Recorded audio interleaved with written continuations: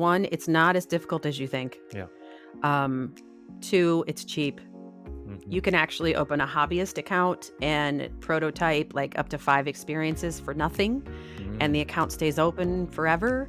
So, once you start actually applying them to your learning experiences, you'll need to get a license. But, Zapper lets you get in there and just play with it for a minute and see if it's going to work for you, which I think is amazing. Mhm. Um, I think of it as just like every other tool in your tool belt, right? So we have lots of tools. We have Storyline, we have video editing software, we have sometimes video recording software, we have animated videos, we have micro learning, right? We have Adobe. Here's the thing. If you can create a PowerPoint slide, you can create a simple augmented reality experience. You already have the skill set. I'm going to say it Yeah. one more time. You already have it. Hello and welcome to the Making Better podcast, where we talk about how to make ourselves, our teams, and our organizations better. Whether you are a business leader, a learning and development professional, a technical trainer, this show will give you actionable insights to help you improve your own performance and the performance of those around you. Our guest today is Betty Dannewitz.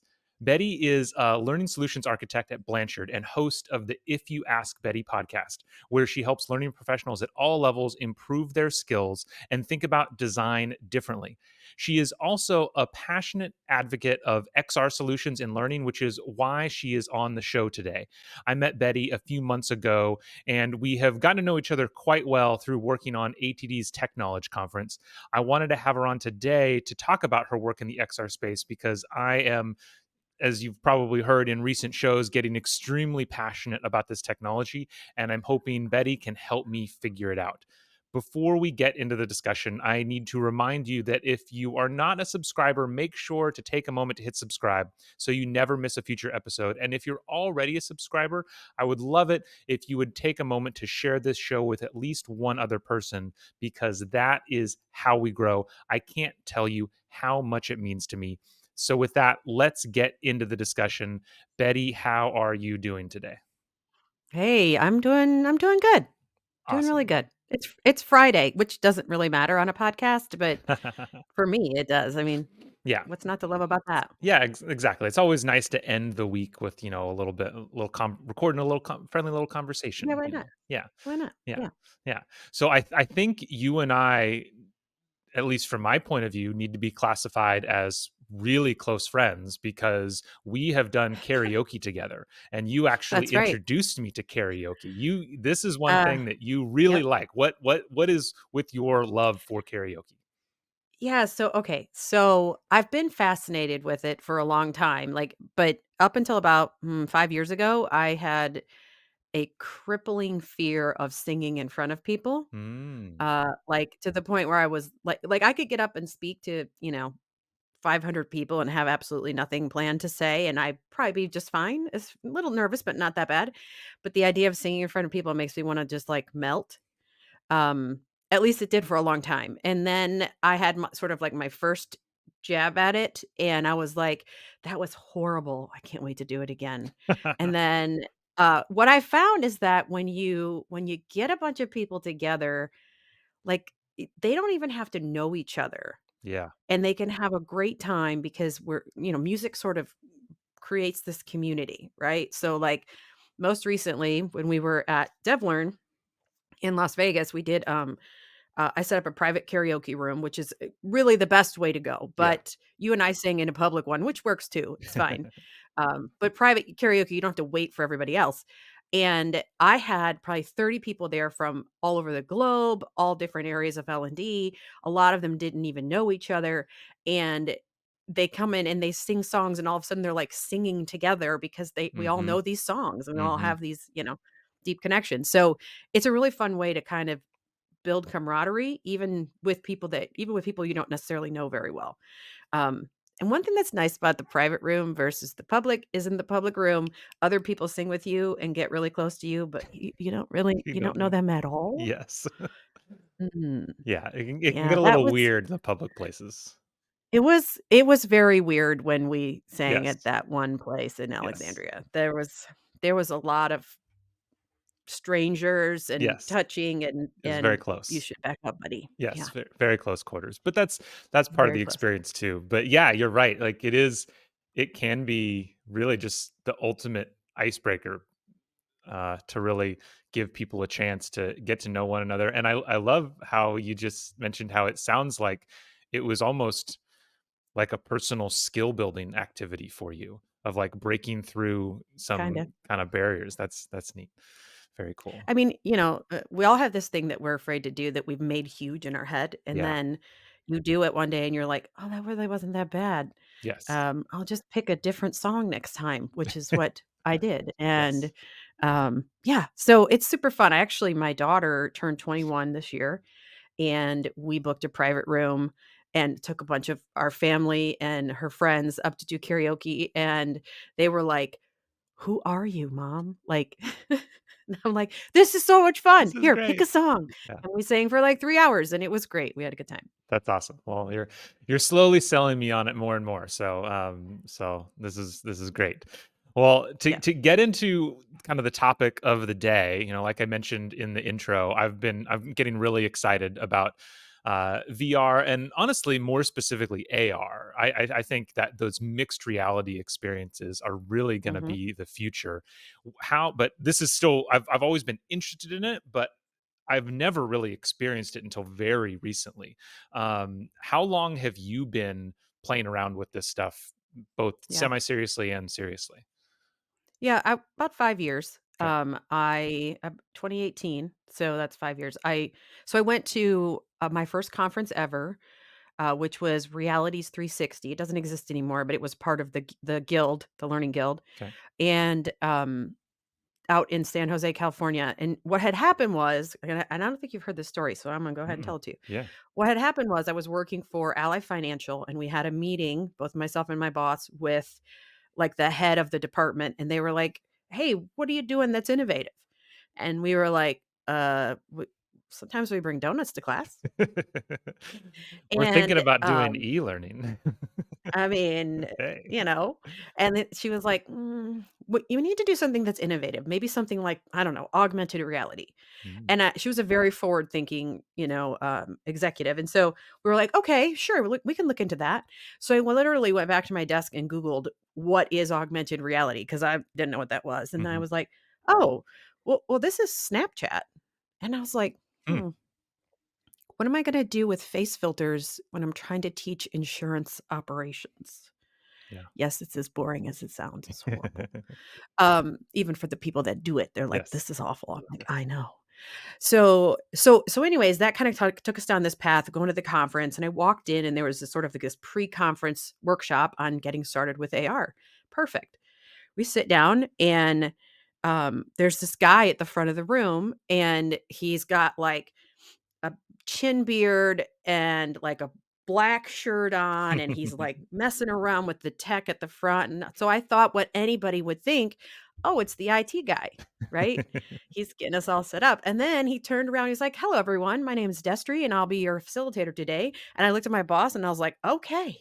This is getting real. And so we sat through Destry's class, and unfortunately, like so many people, we had, like laptops that were locked down by our organization, so Mm, we could mhm. only get so far in learning how to build it. But afterwards, I made sure I was like, "Okay, I need to be friends with him because number 1, he looks like the '90s. Like, if you Yes. were to close your eyes and imagine the '90s, you see Destry. Am I wrong? No, Okay. you are not wrong. And then Yes. okay. And then also, because I'm gonna need his help because I'm gonna get only so far, and I'm like, "I don't know what to do. Somebody help me." And so that's kinda where it started, and, so I followed him around and bothered him a lot, and he helped me actually report out what I learned from that conference in an augmented reality experience, and that's when Awesome. I fell in love with it, Yes. and I was like, "This is the shit. We have to do this more." And yeah, and so I started working on implementing it right there at Ally Financial in the insurance area. So when you say you reported out on the conference using it, what Mm. did you do? What did you create? So so I created an experience. I wonder if it's gotta still be around somewhere. Probably. I created an experience where when you scanned it, it opened up a menu with, like, multiple different places you could tap, and in within those had, like, video report outs of what we learned, Mhm. and I did the videos in Snapchat, so they were augmented reality videos. At the time, that was like Instagram hadn't even picked up the whole face filters thing yet at that Yep. point. It was Yep. Snapchat was the only one doing it. So yeah, and then there was like a couple of links out to like other things we could learn how to do. There was a link to Zapper to be able to sign up for their hobbyist account and things like that. So Okay. it was neat to be able to explain augmented reality with an AR experience. Yeah.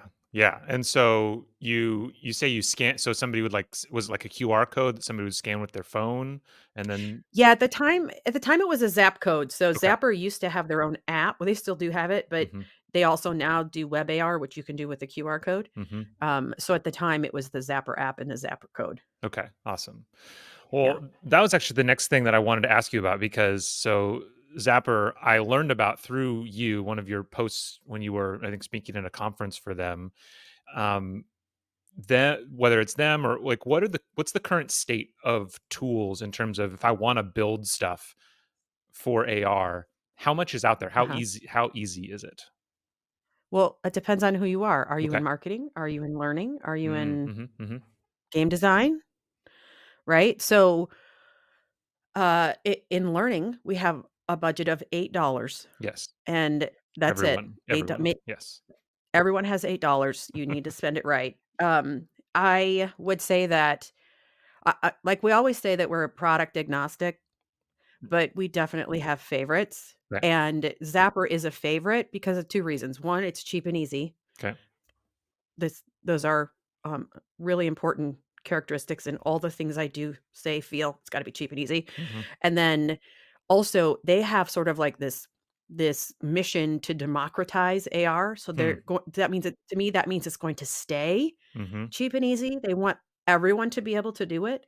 And I think that's pretty amazing because that shows that they're not, I mean, I know they have to make money, but I don't feel like they're necessarily that's the only driver, which is great. That really lines up with my values. So I'm a big fan of Zapper. There are other ones out there. Wikitude, I think is what it's called.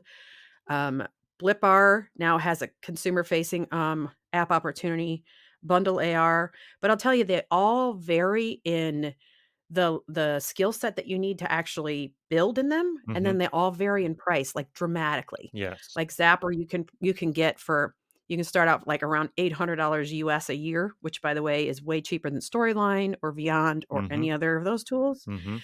Um, but then, like, you go to Bundle AR, and it's, like, 275 a month-ish. Please see Mhm. their website because I might be wrong about that. Mhm. Mhm. But, like, so that's a massive Yeah. difference. Yeah. And so it really depends on, what's the investment you wanna make? Do you want to build it or do you want somebody else to build it? Mhm. Do you want to upskill your folks? I know Zapper offers I feel like this is a commercial for them. Sorry, I wasn't trying to do that, Yeah.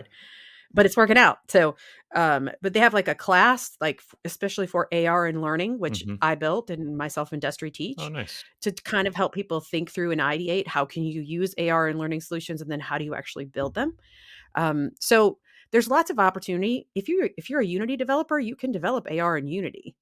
That's a thing. Okay. But that is again like a completely different skill set and unlikely to be found in learning Yeah. or marketing for that Yeah. matter. Yeah. So is that helpful? Yes. No, I think it is. I mean, let's keep going down this path. You just mentioned all the different ways that you can do it because I think that's one of the things that there's probably two limitations that people have when it comes to AR. One is a skill set or an uncertainty about the skill Mhm. set required. But then there's also just the imagination of it, of what am I going to do with this? And I think Yeah. like before the show, I was mentioning, so when I present at ATD Tech Knowledge here in a few months, specifically to help With me get, with hold on, with LeVar Burton. yes, with LeVar Burton, absolutely. It's very important It that we is let people know that LeVar Burton will be there, so you should come. Okay, everybody, go ahead. if you haven't yet, go check out the ATD Technology Conference. It's going to be in LA this year, which means it's going to be awesome. Mhm. And our main host is LeVar Burton, our speaker. He's the closing keynote. Yes, I'm gonna introduce him. They're gonna have to call the cops. It's gonna be amazing. it's going to be great. Yes. Okay. So everybody come be there for that. Yep. and it's tech knowledge, right? Like, it's meant to be kind of Yeah, forward thinking, and so even though it's not the primary part, it's not what I'm talking about.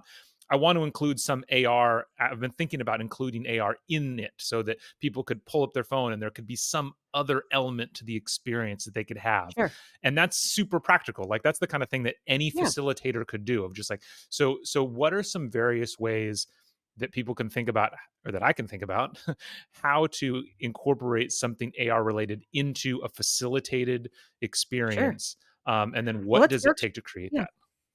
let's workshop yours right now. What are you speaking on? So I am speaking on how to basically how to make the most out of user generated content. So how learning Oh, teams can create systems and practices to get more out of the content that the rest of the company creates.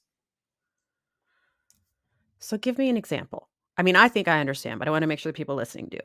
So it's going to be there's going to be kind of a whole series of steps that we walk through, where part of it is creating good templates for people to create content out in the company, so that they're not starting from scratch and they're sending you these like really horrible slide decks with different fonts and everything like that.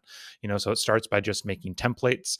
It then also is training them how to train, so creating kind of like a train the trainer course that you can then facilitate for everybody, and then creating a system for intake, evaluation, and publishing, so that it's not just all these random questions or presentations Sure. or whatever that get shot at you, but so that you have an actual systematic way of processing through them. So, couple ideas come to mind. Great. One with is the template. So the templates I'm assuming are some sort of document. Yes. Okay, so in this document, you could create basically a digital overlay so that when you scanned, like let's say we put the QR code on the document, when you scan the QR code, it reveals the document completed so that they can see Mm. what good looks like. Mhm, And then they mhm, can take that with them. And every time they look at a template, they can see what good looks like when they scan it. That's one way. mhm, Um, Another way would be if you wanted to provide them additional resources on sort of like the steps. So you could mhm, create an AR experience which has the steps, and then inside each step might be a short video of you explaining it one more time, mhm, and then links to any external templates or resources that might help them. mhm. And if you give that to them on some sort of card or put it on a website that they can go and access, because the thing is once they scan it and leave, if they close that browser, they can't get back to it. You have to give them that trigger, you have to Yeah, give them that code. yeah. So, however you can do that, and if you wanted to do it on paper, like I said, you could give it to them in something the size of a business card, or you can put it on your website so that they can just go to, you know, iheardmattspeak.com, whatever, Mhm, and mhm, scan it. mhm. That's not available, by the way, but it would be cool if it That was. would be neat. It would be cool. But and they could scan it, and then they can get those resources anytime that they need them. So in terms of like what is possible, like again, like thinking about in a facilitated session, let's say I have a code that can get scanned up on the screen. Mhm. What can I create to pop up? Like, is it just something that comes up on their phone, or can it be kind of like you think about like with the mixed reality like glasses, where it's like you're like seeing through through your phone camera, and there's something additional out there in the space, or Yes, like what's yes. possible? So both Okay. things are possible. What would be really fun is what we call a lot of times we call it the CEO experience or the trainer on the table. So basically, you take a video with a green screen background, and then Mm. when you put it into Zapper, you remove the background. So now it's an alpha video, Mhm. and we can actually set it up so that it looks like when they scan, you pop up on their desk and you're about 6 inches tall, Yes. and you talk to them about whatever it is you want to remind them of. You can point at different buttons that are also on the screen, that type of thing. That one's always super fun. People love the idea of having that little pocket-sized trainer. Yeah. Um, I'm that's thinking another way that you could do it. I'm Mhm. thinking John Hammond in Jurassic Park when he's like talking to himself. Yes. Do you have that hat? Do you have the hat I could and the find cane? one. Because if you do, that could be amazing. Yeah. Yeah. Yeah.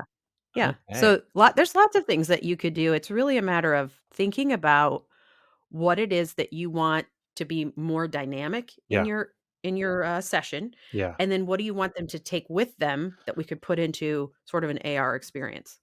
And I think that's the key thing, and I think this comes up with all technologies. This is huge in AI right now of people using AI more as a buzzword than as a thing. That it's just like it's a neat idea or tool, but they haven't really thought about, okay, but like what are we really trying to solve here?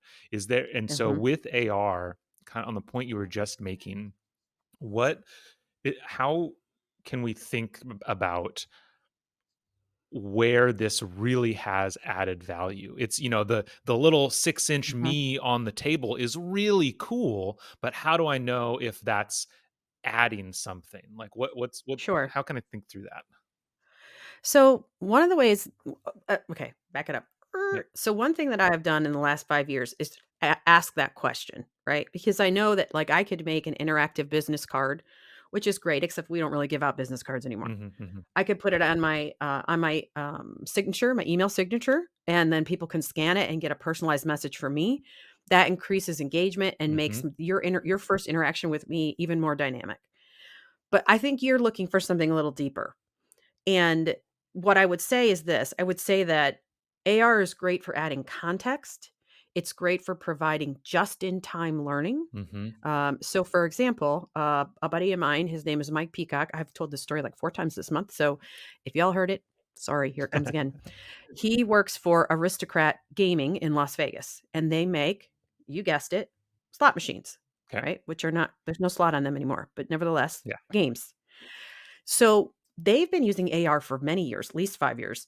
And a couple of ways that they do it is, one, they put codes inside the cabinet. So that's what the slot machine is called. It's actually in a cabinet. And so you open up the game cabinet, and inside they can scan, and basically instead of carrying around um, a user Manuals. manual, Yeah. they can access quite quickly through augmented reality what it is that they need, and if there's a piece or a part that they need to be able to see, there can be a 3D rendering of it that they can see right there in their space, move it around, look at it, and be able to sort of diagnose the problem in that way. Mhm, They mhm, also use it for their customers. So they put, augmented reality codes on poker chips and give them out to their clients so that when their clients have a broken machine, they can scan it to, number 1, either troubleshoot it themselves, so mhm. that gives them some options for troubleshooting it, and then 2, how do you contact us? So that they're not trying to remember how, they don't gotta Google it, they just scan this poker chip, which, by the way, their customers now collect because they love them. They've become like a collectible. Awesome. So they use it both internally and externally facing to provide context, provide step-by-step instructions, just-in-time learning, Mhm. those types of things. Yeah. I think the fun part is that we can add more, dynamic, we can create 360 virtual tours with augmented reality, Mhm, and nobody ever has to put a headset on. They mhm. can just scan and look around through their phone. Yep. Destry and I did one for ATD where we got to go and visit, the Alamo, which we didn't actually get to do because the COVID had stolen our conference experience. That was sort of the whole ATD, Yeah. scavenger hunt theme, and we got to go visit the Alamo. And now we every time we talk about that, we get to talk about the basement and how there's no basement at the Alamo, and only Gen Xers get that, and everyone else just kind of glosses over like, "What is she talking about? As an What elder is she talking millennial, about?" I still get that joke. I'm not a millennial, but I do love that you think I am. I'm very flattered that you think I'm a millennial. Yeah.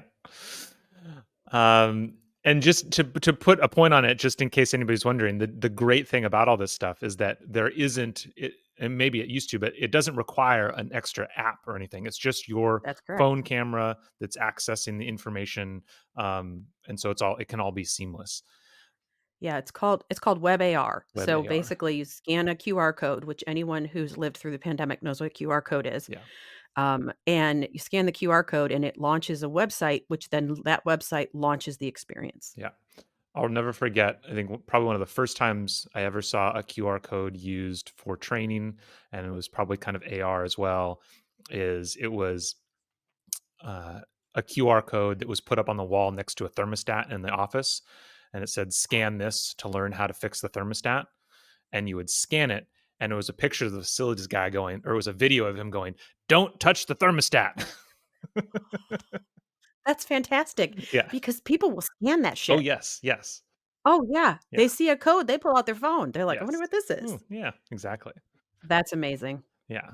Okay. Also, I hated that about working in an office Yeah, is that I could not control the thermostat, yeah. and I was always blazing hot. It's always too hot or too cold in every office in Yep, the world. It just is a rule. yep, Yeah, it's true. everything's on or off. Awesome. Okay. Well, I think that's helpful. That's helpful for me. I love that idea of thinking through. So it's really good at giving additional context. It's really great for Yep, just in time learning. I think mhm, that's I think the future of this. Especially, I do believe generative when we can start to mix generative AI to create AR experiences like on the fly, that'll be really cool for like just in yeah. time stuff. Don't think that's not in Oh, progress because I'm I'm sure. sure I'm sure. somebody's working on that. 100%, Yeah, 100%. Yeah, I think so. Yeah, and the name of the game with all this is going to be just how quickly can you put it into a form factor that is both easy to access and like fast mhm, enough that it can be yeah, real time. because we gotta have everything really fast, Yeah, exactly. Yeah, super fast. Yep, yeah. Um, mhm, anything else people should be thinking about if they're just diving into AR? What are common things that you see? Any other common things, questions that people have or mistakes that people make? mhm. Well, I'll say a couple of things. 1, it's not as difficult as you think. Yeah. Um, 2, it's cheap. Mhm. You can actually open a hobbyist account and prototype, like, up to 5 experiences for nothing, and the Mm. account stays open forever. So, once you start actually applying them to your learning experiences, you'll need to get a license, but, Zapper lets you get in there and just play with it for a minute and see if it's gonna work for you, which I think is amazing. Mhm. Um, I think of it as just like every other tool in your tool belt, right? So, we have lots of tools. We have Storyline, we have video editing software, we have sometimes video recording software, we have animated videos, we have micro learning, right? We have Adobe. Here's the thing: if you can create a PowerPoint slide, you can create a simple augmented reality experience. You already have the skill set. I'm going to say it Yeah. one more time. You already have it. Everything transfers. If you know how to work Adobe programs, you can make a complicated one because Adobe is complicated as shit. Yeah. I have a hate love relationship with Adobe. I absolutely hate the process, but I typically love what comes out of it. Mhm. But the process makes me want. There's a reason I'm going bald back here. It's Adobe. Um, right? So, but like, if you can do that, you can make it, an even more complicated one. So you already have the skills that you need to do it. Yeah. But AR and just XR in general, that stuff all begins in design. Mhm. So what you don't wanna do is roll out a program. You can do this, but it's not the most efficient way, and then go back and say, "Oh, I bet you I can make this AR." And with your existing stuff, that might be a good way actually to get started. But going forward, as you're building out your design, be thinking about what could I do? Where in this design could I take some contextual information and make it more engaging, Mhm. make it more dynamic, make it so that they are breaking their concentration with the e-learning that I'm in and using their mobile device, which by the way, they love. They love it. We are all in love On with love our with the mobile phones. devices. Yes. And so now you're having them take something that they love, they're looking at it, they're learning, they're getting a dopamine hit, they're getting the blue light effect, and then they're going back to their e-learning and they can't wait to scan again Mhm. because they've gotten that sort of hit from Mm. the dopamine. Yeah. So I think we should capitalize on that, right? Yeah. It's not we're not look, we're not addicting people to like, they're already addicted. We're Yeah. just taking advantage of that addiction, Yeah. and using it to help them learn better. Yeah. So, that's kind of the things that I typically find myself saying a lot, is that, you already have the skills to do this. It's cheaper and easier than you think. And let's break that concentration so that they can refresh. Just think of it every time they go into their phone, it's like a refresh. One other thing I'll mention is we were talking about great ways to use it. So context, just in time learning. I would also say knowledge checks. Now, Hmm. notice I didn't say skill checks, Mhm. but knowledge checks. Skill checks, maybe. Knowledge checks for sure. So if you just want to check in and say, give them a 5-question quiz to say, hey, did you hear this? Do you remember what you learned? a minute ago. Mhm. This is a great way to, again, take them out of whatever they were learning it from and do it in AR, and then you can be more dynamic in the type of rewards you give. For Yeah. example, giving, like, a non-credentialed badge so they can take a selfie and an augmented reality selfie so that there's digital content overlaid, like, says, "I passed the test," or whatever, Yeah. and then they can post that on social, and that, again, is activating that dopamine. I'm Mhm. doing it down here, but it's really up here. Mhm. But, like, it makes your heart feel good, Mhm. and so we're sort of capitalizing on that, and the fact that people love to take selfies. They all do. Yes. Even the people that say they don't, Destry, everyone loves to take Everyone with selfies. selfies. Yeah.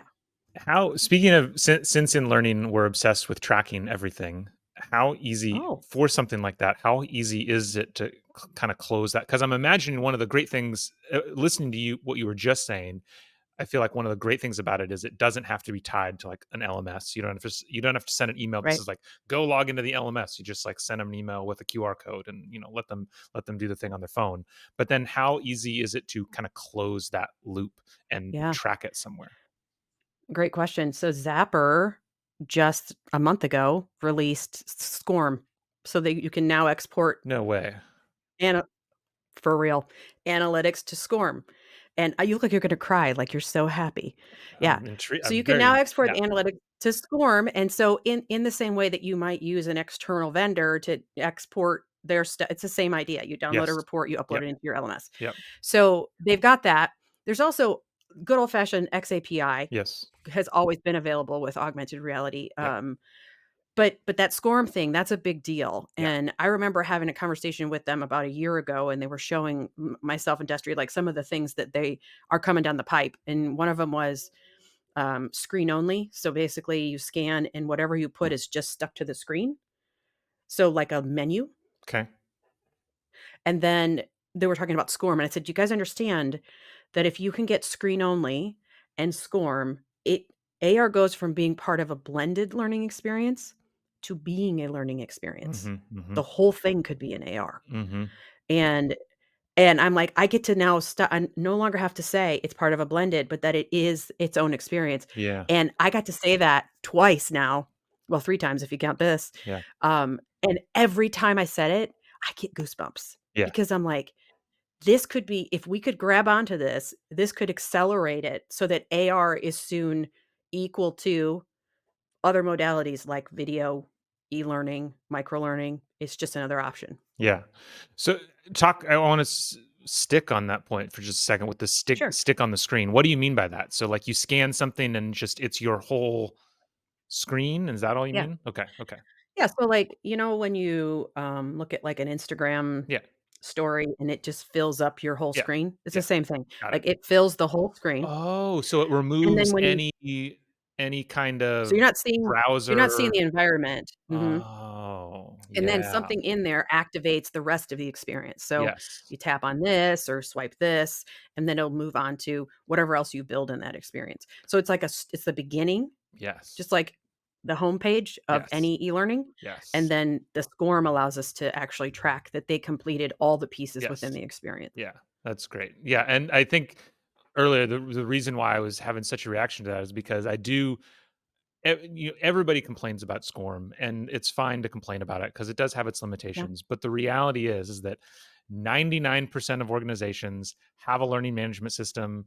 They don't have the resources to do a lot with XAPI. They need to just have the basic reporting solved. And there's so many really cool learning applications that are getting built out Oh, there yeah. that aren't able to crosstalk back to a learning management system. So it's neat and cool, but at the end of the day, if a giant part of my job is still compliance and making sure boxes are checked, if I can't check a Oh, box, I'm just not gonna right.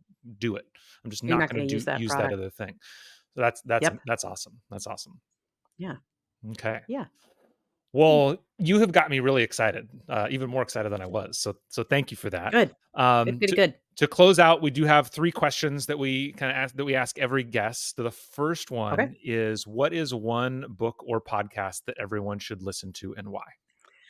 Well, absolutely check out the If You Ask Betty podcast. Absolutely. I don't know if you've listened at Yes, all, of Matt, course. but, like, especially right now, because Loki season 2, the finale just ended. Just don't say shh, I have not watched it yet. I haven't No either. spoilers, I haven't either. please. I'm waiting for my daughter and I are finally getting through the Marvel movies.